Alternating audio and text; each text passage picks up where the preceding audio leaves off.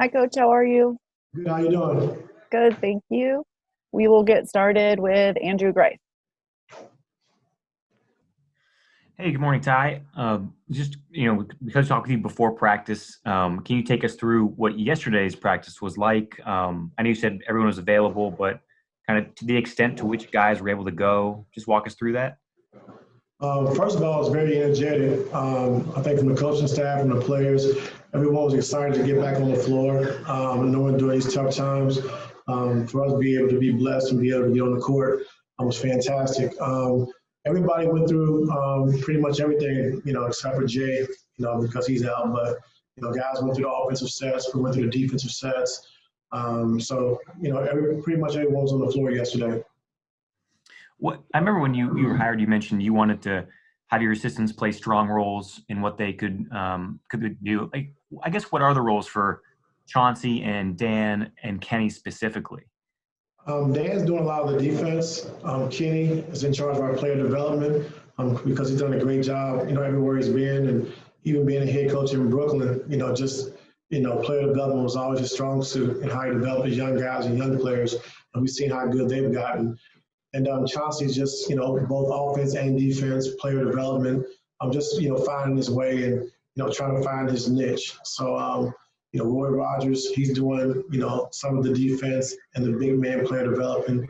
And Larry Drew is helping me with the offense like he did in Cleveland. Thank you. Next, we'll go to Miriam.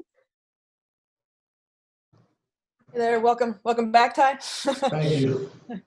I don't know how much you've heard about it, but Chris Haynes was reporting this morning a little bit about the NBA's new resting policy. I wondered if you knew anything about that and if that might impact how you guys sort of go about how taking care of or how you play guys or how you stagger guys or anything like that.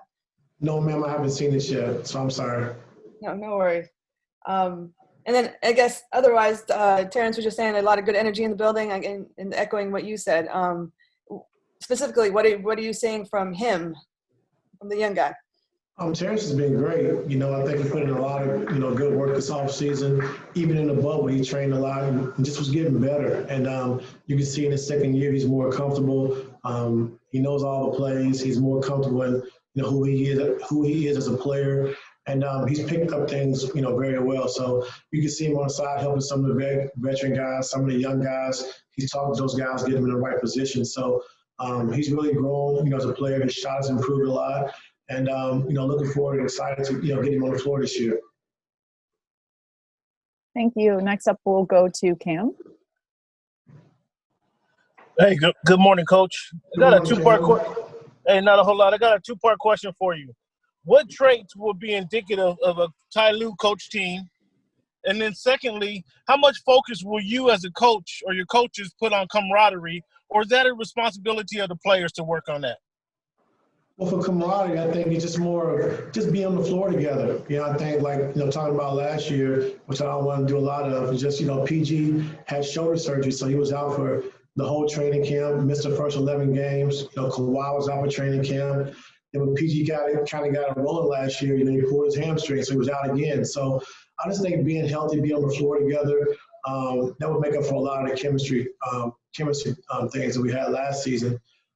As far as the team that I want to put on the floor is just tough, gritty. Patrick Beverly reminds me a lot of myself when I played, just defensively, a defensive mindset of getting into people, being the instigator. And then with, two of the best two-way players in the game with Kawhi and PG, we definitely want to be have a defensive mindset.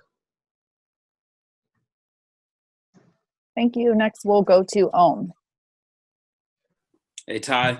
I know in pre-pandemic times, most camps start with like a team dinner where people are able to deliver like a message to the team that sets the tone for the camp.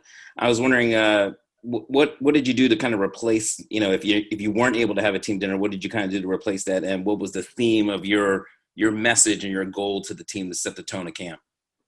I would tell you, but you might give my secret away, so I'm not going to tell you. But we have something planned coming up in the next couple of days or so. We just want to be able to sit down and have dinner and just talk and get to know each other. We have some new guys on the team. We have a new coaching staff. So we also want to get familiar and just talk and get to know each other. A little team bonding moment. but I'm not going to tell you when. I'm not going to tell you how.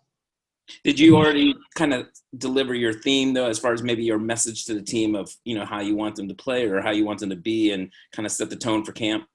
That would be, I can't tell you what day, but yeah, we're going to do that soon. And I talked to all the guys individually, but now it's time to talk, as a whole team and as a staff, and just let them understand what I'm looking for, how I want to play, who we want to play through, and how it should look. So we're doing that very soon. Thank you. Next up, Tomer. Hey, Ty, it's good to see you. I'm curious if you can tell us, with a veteran team like this, how much are you implementing an offensive system, and how much of this is just sort of letting guys do their things and maybe installing like a light movement offense sort of thing? I think you have to have a system in place, with any team you coach, and just putting guys in their spots to be comfortable, and just teaching and showing our guys how to play after the play. So we want to play for Lue Will, and he comes off, he doesn't have anything. When he makes a swing pass, being able to get into a step up of one to the second side, pick and roll to the swing to the step up. So just teaching our guys how to play after the play. We run something for Kawhi or run something for PG or Marcus. We know where guys are supposed to be at, and then we know what we're going to do once the pass is made, out of that action. Got it. Thanks. Thank you. Next, we will go to Shane Young. Hey Ty, good morning. I think we saw Zubac take a few steps forward last year. Do you see him being signed up for a monster year or another leap from him this year? Yeah, I think it's going to be a great year for Zoo. Very smart. Picks things up very well. Like he knows all 5 positions. Like he's the point guard. The point guard should know all 5 positions, but Zoo knows where everybody's supposed to be at on the court, offensively and defensively. And then getting the experience that he got, in the bubble last year. When the unfortunate thing happened with Trez, Zoo had to take a bigger step forward offensively and defensively for us. And in the bubble, he played those fourth quarter minutes, those late game minutes, and he built up confidence. And that's a good thing for him going into this season. Thank you. We have time for one more. We'll go back to Miriam.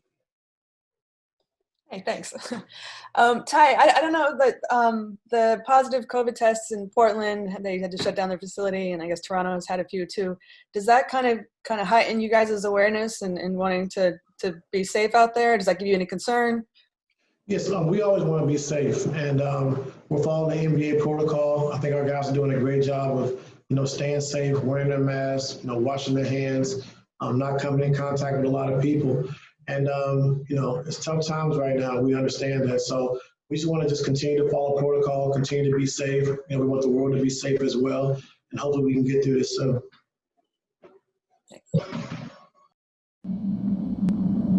Thanks.